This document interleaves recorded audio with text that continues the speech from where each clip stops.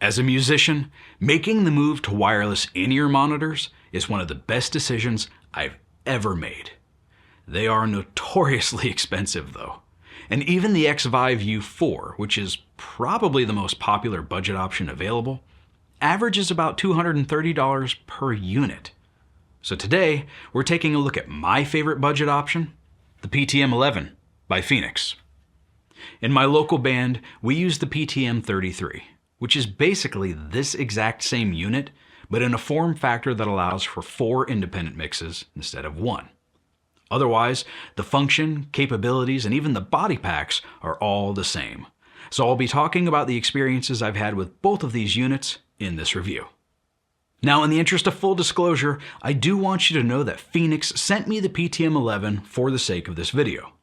However, they have no say in its contents, nor do they get to see it before it's published. So you can rest assured that these thoughts and opinions are my own.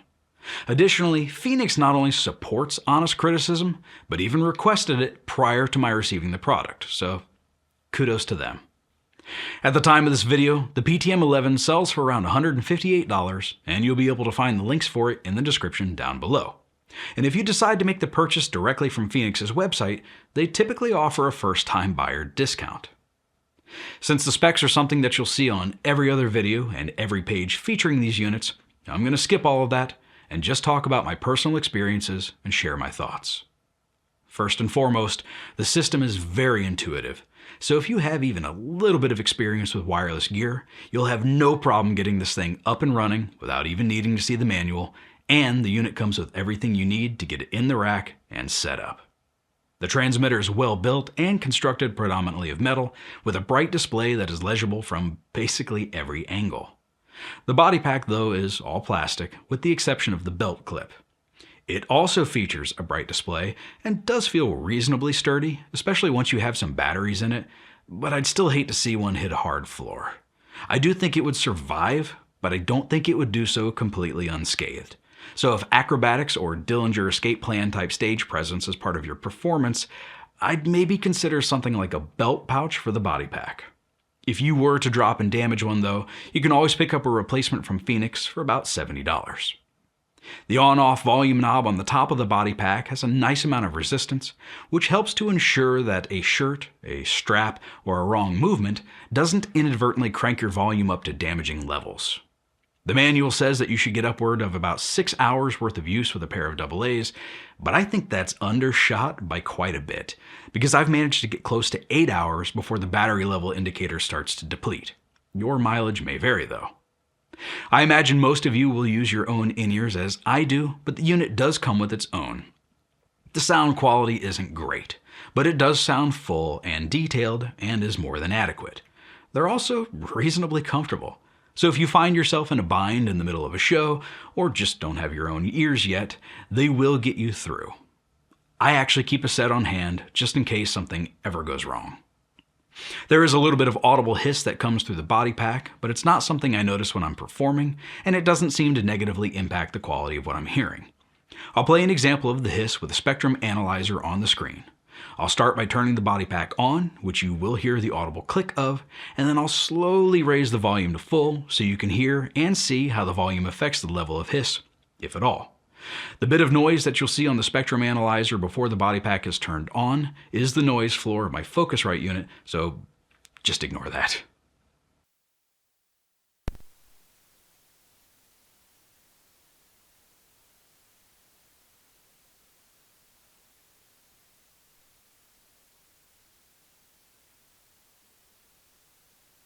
While testing out the unit, I did find myself curious as to how much of an audible difference there may be between the source signal and the signal that is fed into your ears. So I decided to do a little experiment. I sent some royalty-free music from my Focusrite unit to the PTM-11, and instead of plugging my in-ears into the body pack, I ran it back into the Focusrite so that we could compare the signal to the original track. To keep it fair, I did of course set the track to mono, because this is a mono unit, and then level matched it after the fact. Now, if you're not aware, a byproduct of taking a stereo signal and making it mono is that it doesn't sound as good. The reason I bring this up is because I don't want anyone thinking that I intentionally picked a less than perfect sounding mix in the interest of making these units seem better than they are. That's simply not the case. To prove my point, let's first check out the song in stereo the way that it was mixed, and then you'll watch in real time as I switch it from stereo to mono.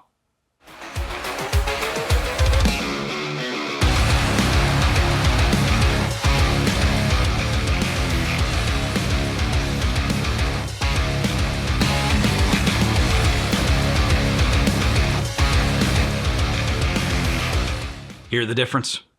If you like that song, by the way, there's a link for it down in the description. And if you were to accidentally click the thumbs up and subscribe buttons, that'd be pretty cool too.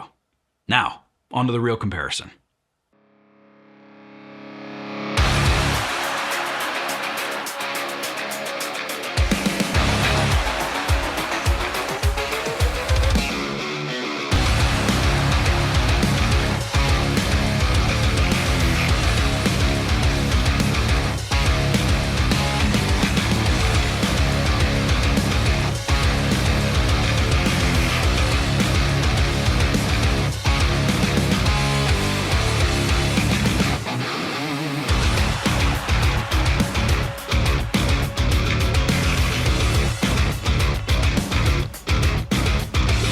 To my ears, there is a little bit of crispiness present in the wireless signal that I don't hear in the source. If you look at the spectrum analyzer, you'll notice that the source signal ends at about 16K, while the wireless signal does not. The introduced frequency is pretty low in volume, but I did notice that when I took an EQ and tried to roll off everything past 16K on the recorded wireless signal, the two sources sounded much more similar to me. Either way, I wouldn't call this a significant difference, and I think you'd be hard-pressed to notice it at a show. Even if you did notice it, I think what's most important is that you're able to hear the music you're playing in the kind of detail that is required to play well. After all, these are built to help you perform, not to satiate your inner audiophile. Now let's test out the latency.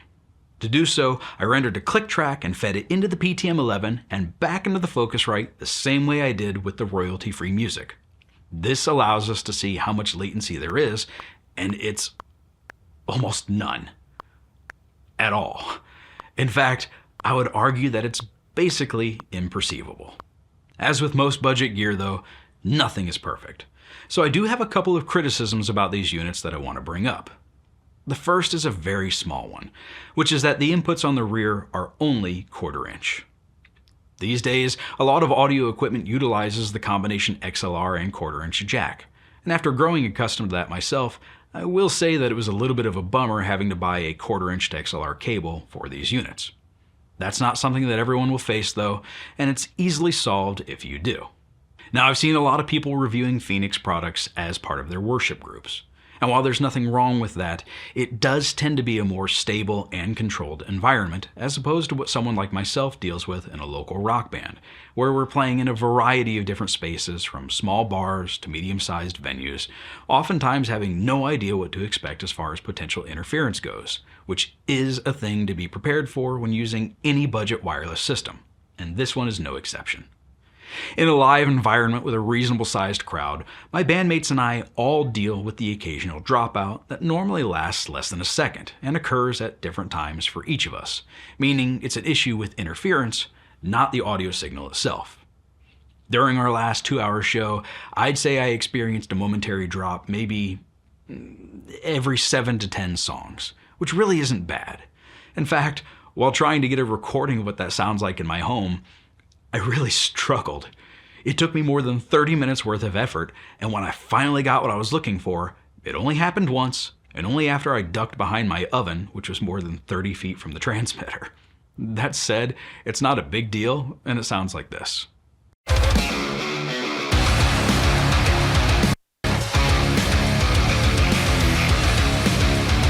I do have one big criticism about these units, which doesn't come up often, but can be a nightmare if it does, which is that if the body pack loses signal entirely, it'll go into a mute mode. I spoke with Phenyx about this, and according to them, mute mode is only supposed to last until the body pack has been able to pick up the signal again, but that's not the experience that me or my bandmates have had. For us, when the body pack mutes, it's completely silent until we turn it off and then back on again. This has happened a few times now to different members on different occasions at different venues, and the body packs have never reconnected automatically, even for our drummer, who normally sits about 8 feet from the rack that our transmitter's in. Now again, Phenyx says that this is not by design, and I have to give them the benefit of the doubt here, because when I explained this issue to them, they insisted on replacing the body packs, believing that it may have been an issue pertaining specifically to them, but even went on to say that if this doesn't solve the issue, they were also prepared to replace the transmitter itself. I find customer service like this to be a bit of a rarity these days, especially with small companies, so I was pleasantly surprised to find that Phenyx was so willing to go out of their way to make this right, which gives me a lot of hope for their future and faith in them as a company. Regarding whether or not this solved the issue, I don't know yet. This isn't something that I've been able to replicate on command, no matter how hard I try, and it'll be a while before my band and I have another series of gigs, and I didn't really want to hold on to this review until then. That said, even if this actually is a design flaw that can't be fixed, I still don't consider it to be a deal breaker.